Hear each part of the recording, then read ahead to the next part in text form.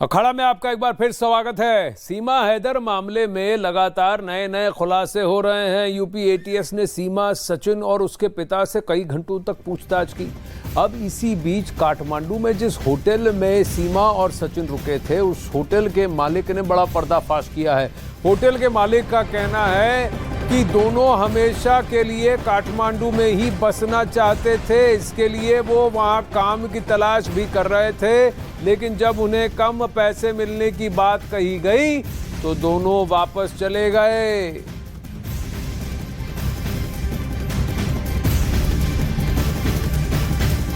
तो इस बात की पुष्टि यहां अखाड़ा में थोड़ी देर पहले होटल के ओनर ने दीपक बिष्ट से बात करते हुए कहा, इसका खुलासा भी किया। दीपक बिष्ट इस वक्त हमारे साथ तो उसी होटल से जुड़ रहे हैं, थोड़ी देर में जुड़ेंगे। लेकिन यहीं पर होटल के मालिक ने कहा कि वो यहाँ जमीन खरीदने की बात कर रहे थे और यहीं पर काम ढूंढकर यहीं बसने की भी बात कर रहे थे। ये बताइए कि एक नई बात आपने बताई है कि सचिन और सीमा यहीं रहना चाहते हैं। हाँ, वो काम ढूंढ रहे थे। क्यों? वो बोले थे हमको यहीं पे रुकना है, हमको काम चाहिए, कितना जॉब मिल जाएगा। जॉब नेपाल में ही रुकना चाहते हैं? हाँ, जॉब सेंटर में पूछो तो गया भी, मैं एक नंबर दिया, गया भी वहाँ पे, उन्होंने 8,000 5,000 बताया। तो फिर आया, पापा इतने में हमारा काम नहीं बनेगा, यहाँ पर कैसे खा पी लेंगे, 5,000 में रूम का भाड़ा देना पड़ेगा अलग से। होटल में तो काम, हमको होटल में काम लगा दो बता था, हमारे पास है 3-4 लड़के, हमको काम नहीं है। उस बार हम निकल जाएंगे, फिर बाद में आएंगे, वो निकल गए यहाँ उस बाद में। अच्छा, वो आपके होटल में काम करने के लिए तैयार थे? काम करने के लिए तैयार थे वो लोग, कहीं ना कहीं काम एडजस्ट होना सोच रहे थे वो लोग। मतलब वो सोच रहे थे कि नेपाल में ही हम बच जाएं। हाँ, कहीं पे एडजस्ट हो जाए, इस तरह से उनका विचार था। वो जाना नहीं चाहते थे? वो जाना नहीं चाहते, वहाँ यहाँ कहीं रुकने, तभी तो काम ढूंढ रहे थे वो। अच्छा, उनका 20-30 हज़ार का ऐसा उसको पैसा मिलता तो यहाँ रुकता था वो कहीं ना कहीं। वही बाहर, वो कोई भी कभी बाहर निकल के काम भी ढूंढा उसने, वो भी नहीं मिला। अच्छा, तो फिर रूम में ही रहते थे ज़्यादातर। जिस दिन काम तलाशने गया था कि यहीं पर रुकूंगा, जिक्र आप लोगों से ही किया होगा उसने? हाँ, मेरे से बता रहा था यहाँ पे काम मिलेगा, तो हमारे पास है काम नहीं है भाई। 3 लड़का था, हम 4 थे उससे हमारे पास काम करने, 4 थे। हमें 4 आदमी तो हमारे पास है, कब तक काम हमारे पास नहीं है। फिर कहीं पूछा गया तो भैया ये तो कहाँ अंकल, फिर 4,000 5,000 8,000 में कुछ नहीं बनेगा, इस तरह से वो फिर निकल गए। यहाँ पर नेपाल क्या उन्हें पसंद आ गया था, या उन्हें लग रहा था कि हाँ वो अपनी अलग कंट्री से, यहाँ अलग कंट्री से, हालांकि आपको तो बताया नहीं था कहाँ से हैं वो लोग, लेकिन नेपाल वो चाहते थे कि बस जाए। वो कुछ समझे होंगे वो लोग, यहाँ पर बहुत सारे इंडियन लोग भी काम करते हैं, सब्जी वगैरह बेचते हैं, इंडिया से आते हैं, यहीं पे गुजारा करके जाते हैं, है ना। उस घुल मिल गए होंगे और आदमी से भी, वो भी यहीं रहना चाहते थे वो। अच्छा, इस तरह से किसके बाल बच्चे यहाँ पे, इंडिया के आदमी यहाँ रहते हैं। तो उन्होंने नेपाल में बसने के प्लान को भी एक्सप्लोर किया। अगर नेपाल में काम ढूंढ रहे थे और नेपाल में बसना चाहते थे, तो फिर क्या भारत में जासूसी का जो आरोप है सीमा हैदर पर, वो टिकता है?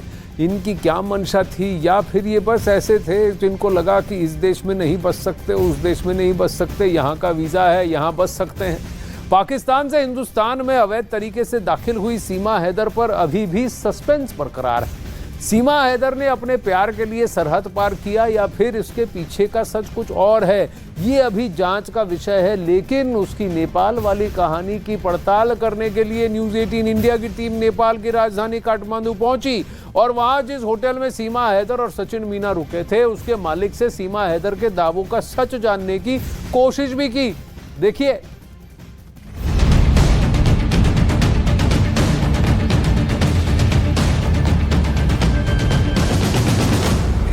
न्यूज़ 18 इंडिया पर सबसे बड़ा पर्दाफाश।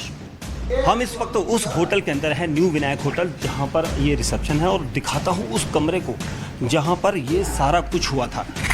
काठमांडू के होटल से एक्सक्लूसिव। यहाँ पर देखना इसलिए जरूरी है क्योंकि न्यूज़ 18 इंडिया आपको वो हकीकत बताएगा जो अब तक आपने देखी नहीं, सुनी नहीं। कमरा नंबर 204 बताएगा सीमा का सच। और यहाँ पर इसे दिखा रहा हूँ क्योंकि कमरा नंबर 204 का सच मैं दिखाऊंगा। सीमा के झूठ से उठेगा पर्दा। रूम नंबर 204, इस रूम नंबर 204 का सच क्या था?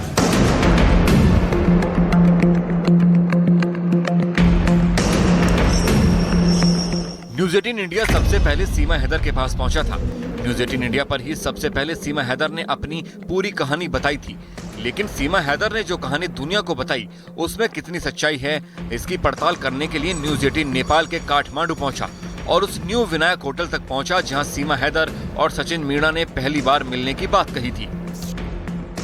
क्योंकि ये होटल इसलिए इस वक्त चर्चा में है क्योंकि पाकिस्तानी महिला सीमा हैदर को जब नोएडा पुलिस ने गिरफ्तार किया था तो उसने ये कहा था कि वो और सचिन मीणा एक दूसरे से बेहद प्यार करते हैं और इस प्यार की खातिर ही वो पाकिस्तान से अपने 4 बच्चों के साथ आई है। लेकिन उससे पहले वो तकरीबन 1.5 से 2 महीने पहले मार्च में इसी जगह पर आई थी और मार्च में 10 मार्च को इस जगह पर होटल में रूम नंबर 204 को बुक कराया गया था और रूम बुक कराने के बाद सीमा भी यहाँ पर पहुँची थी और दोनों ने एक दूसरे को यहाँ पर जब होटल के ओनर ने पूछा कि आप दोनों कौन हैं तो उसने बोला था कि मेरी पत्नी है और वो यहाँ पर आने वाली है और इसी वजह से सीमा को यहाँ पर लाया गया था। और सीमा जब यहाँ पहुँची थी तो होटल मालिक को भी नहीं पता था कि वो पाकिस्तान से आई है। नेपाल का ये वही होटल है जिसमें सीमा हैदर और सचिन मीणा 8 दिन तक रुके थे, वो भी अपनी पहचान छिपाकर। इस रूम नंबर 204 का सच क्या था ये हमें बताएंगे हमारे जो इस होटल के यहाँ पर गणेश हैं। गणेश, ये बताइए कितने बजे का ये जब वो आए थे लोग, ये बताइए। वो लोग शायद 9-10 तारीख को मार्च को आए थे सर। हाँ, तो उसके बाद वो लोग 1 हफ्ते ऐसा ठहरे, 8-9 दिन, तो वो लोग फिर चला गया। जब सीमा हैदर और सचिन मीणा इस होटल में पहुंचे थे तब यहाँ काम चल रहा था। होटल के कमरे बिल्कुल नए थे और इस होटल में अधिकतर रूम खाली थे, लेकिन सचिन मीणा ने न्यू विनायक होटल के कमरा नंबर 204 को चुना, जिसके लिए उन्होंने होटल मालिक को हर दिन 500 नेपाली रुपए दिए, जो भारतीय रुपए में करीब 310 रुपए होते हैं। सीमा और सचिन ने यहीं पर शादी की थी। जो सिंदूर डालने वाला वीडियो बनाया गया वो भी ऐसे ही एक कमरे में बनाया गया था। पशुपतिनाथ मंदिर में गए थे, वहाँ पर उन्होंने दावा किया था कि शादी करी थी, लेकिन पशुपतिनाथ मंदिर में कोई रिकॉर्ड नहीं है उनकी शादी का। नहीं, वो लोग ने रूम में शादी किया है सर। वो जैसा उन्होंने बोला तो शायद उधर किया होंगे, वो उतना हमको आइडिया नहीं है। पर हमने ये जो उन्होंने सिंदूर डाला वीडियो दिखा तो यहाँ का ही था और वो रूम का ही था सर। कौन से रूम का? वो नीचे जो हमारे अभी जो बेचा है हमने, वो रूम का था, 204 का। अच्छा, वो रूम का था। तो सेम रूम है, उधर भी सेम रूम है, उधर सिंगल बेड है एक बड़ा सा और यहाँ पर 3 बेड है, उतना ही फर्क। तो यहीं रहे थे वो लोग? हाँ सर। किसी को खबर नहीं थी कि सीमा हैदर एक पाकिस्तानी है। होटल मालिक को ये भी नहीं पता था कि वो मुसलमान है। उसे ऐसा ही लगा कि ये नया शादीशुदा जोड़ा है और नेपाल घूमने आया है, और दोनों का व्यवहार भी कुछ ऐसा था कि वो दिखाते थे कि जैसे नया शादीशुदा जोड़ा हो। ये बताइए एक्टिविटी किस तरह की करते थे? क्या आपको लगा था कि पाकिस्तान से वो आई है सीमा हैदर, या नाम दिया था उसमें कुछ ऐसा? एक्टिविटी ऐसा कुछ नहीं था सर, एकदम सिंपल सा था। वो सचिन तो और एकदम कूल था, उसका तो कुछ ही। और सीमा भी ऐसा, वो हमको लगा वो लोग नए नए शादीशुदा होंगे तो वो लोग घूम रहे हैं ऐसा। तो बाद में हमको जब न्यूज़ में दिखा तो तब भी मालूम पड़ा हाँ वो लोग पाकिस्तान का लड़की है, ये बाद में पता चला हमें। काठमांडू का न्यू विनायक होटल जहां पर बना हुआ है वहां ढेर सारे होटल हैं।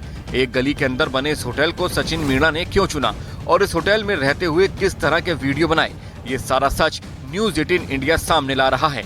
और अभी सबसे बड़ा सनसनीखेज सच सामने आना बाकी है।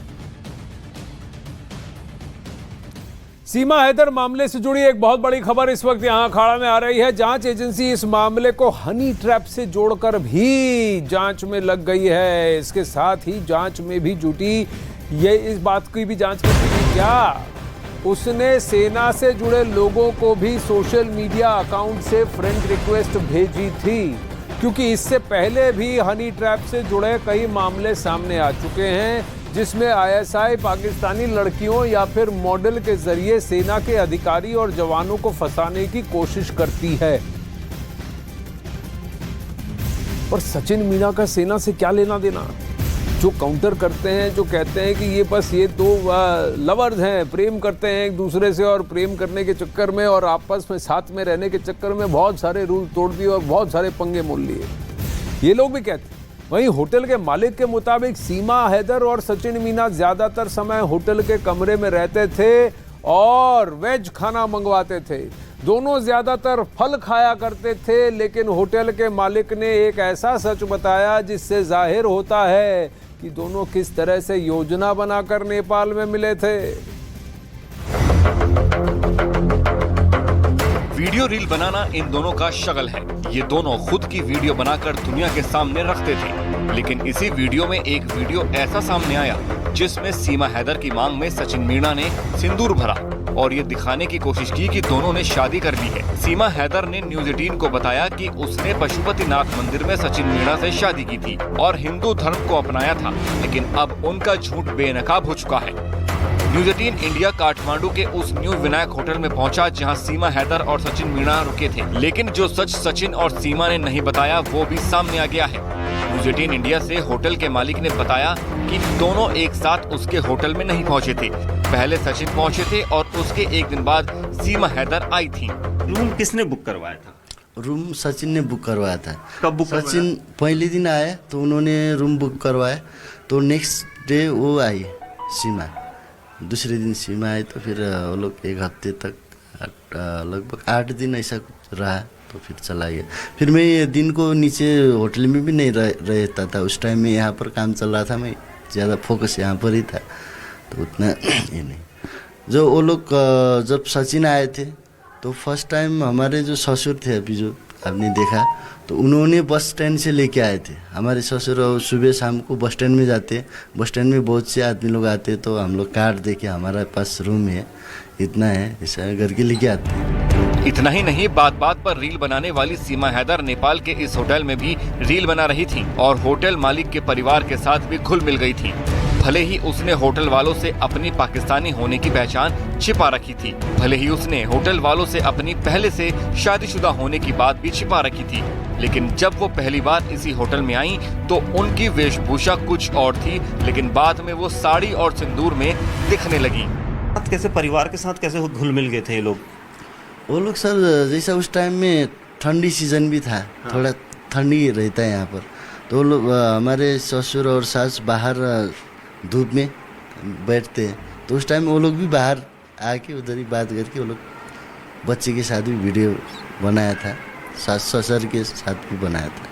अच्छा, मतलब वो जानबूझ के ये सब कर रहे थे और ये भी कह रहे थे कि हमारी शादी होगी। बच्चों के बारे में बताया था? बच्चों के बारे में कुछ नहीं बताया सर, हमको लगा वो फर्स्ट टाइम जब आई थी तो एकदम सिंपल सा वो था, तो 4-5 दिन के बाद साड़ी सिंदूर में दिखा हम लोग, तो शादीशुदा होंगे, तो हम लोग फिर ज़्यादा कस्टमर अगर रूम में बैठ गया तो हम ज़्यादा उनको डिस्टर्बिंग भी नहीं करते। सबसे दिलचस्प बात यह है कि भारत में सीमा हैदर की जांच चल रही है।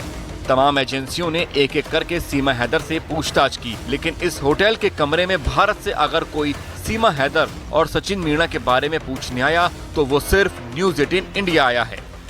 होटल मालिक के मुताबिक भारत से पुलिस भी अब तक यहाँ नहीं पहुँची है। यूपी पुलिस यहाँ आई थी क्या? यूपी पुलिस आए नहीं सर, अभी तक पूछताछ के लिए नहीं आई, कोई जानकारी के लिए नहीं आई। सवाल है कि सीमा हैदर अगर कोई जासूस नहीं है, अगर सीमा हैदर सिर्फ अपने प्यार के लिए नेपाल के रास्ते हिंदुस्तान तक पहुंची, तो उन्हें झूठ बोलने की क्या जरूरत पड़ी, और वो भी सचिन मीणा के साथ शादी करने का झूठ। सवाल है कि सीमा हैदर ने पशुपतिनाथ मंदिर का जिक्र क्यों किया। अब सीमा हैदर के खिलाफ भारत में अवैध तरीके से घुसने के लिए कानूनी कार्रवाई की जा रही है। इस बीच यूपी एटीएस ने एक प्रेस नोट जारी किया है जिसमें सीमा हैदर से पूछताछ के बाद उनके बारे में पूरी जानकारी साझा की गई है। सीमा हैदर से पूछताछ में क्या क्या पर्दाफाश हुआ है और यूपी एटीएस की प्रेस नोट से सीमा के मीडिया वाले बयानों के बीच कितना अंतर है, देखिए रिपोर्ट।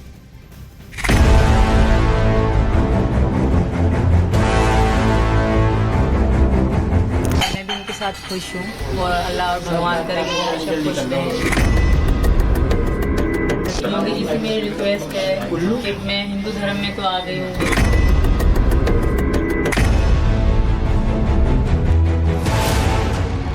पाकिस्तानी महिला सीमा हैदर से यूपी एटीएस कई दिनों से कड़ी पूछताछ कर रही है।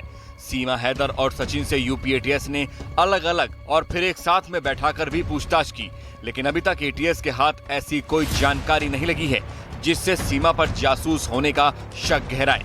सूत्रों के मुताबिक यूपी एटीएस ने सीमा हैदर को एक पाकिस्तानी जासूस मानकर ही पेचीदे सवाल किए, घुमा फिराकर सवाल किए। यूपी एटीएस ने एक ही सवाल को कई तरीके से पूछा, लेकिन सीमा हैदर का जवाब एक ही था।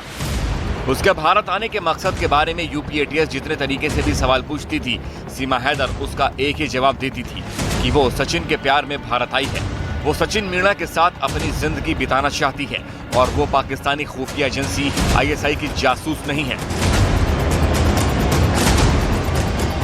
जो सबसे कह रहे हैं बड़े एजेंसी जासूस हैं कुछ भी हैं वो कर रहे हैं मेरी जासूस, तो मुझे यकीन है कि कुछ भी नहीं होगा। कुछ है ही नहीं तो कुछ होगा कैसे। मैं इनकी मोहब्बत में आई थी। सीमा हैदर ने जो जवाब यूपी एटीएस को दिया है वही जवाब नोएडा पुलिस को भी दिया था और वही जवाब सीमा हैदर ने तमाम न्यूज चैनलों पर इंटरव्यू के दौरान दिया। यानी कि सीमा हैदर के बयान में कहीं भी कोई भी तब्दीली नहीं है। हर बार ऐसा सदा हुआ और एक जैसा जवाब कोई तभी दे सकता है जब या तो उसे झूठ बोलने की बेहतरीन ट्रेनिंग मिली हो या फिर वो सच बोल रहा हो, क्योंकि सच में छिपाने के लिए, झूठी कहानी बनाने के लिए कुछ नहीं होता। न्यूज 18 को दिए इंटरव्यू में सीमा ने कहा था कि उसे नोएडा पुलिस ने कहा था कि अगर वो झूठ बोलेगी और पकड़ी जाएगी तो उसकी परेशानी बढ़ जाएगी। इसीलिए सीमा ने पुलिस को सब कुछ सच सच बताने का दावा किया।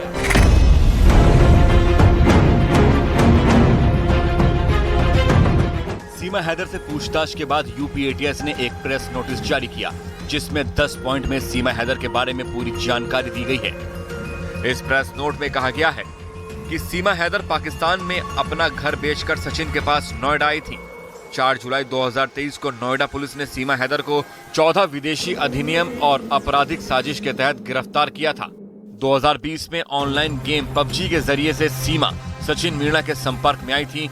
दोस्ती बढ़ने पर दोनों व्हाट्सएप पर बात करने लगे। इनकी बातचीत जब प्यार में बदल गई तब दोनों ने नेपाल में मिलने का फैसला किया। 10 मार्च 2023 को सीमा हैदर पहली बार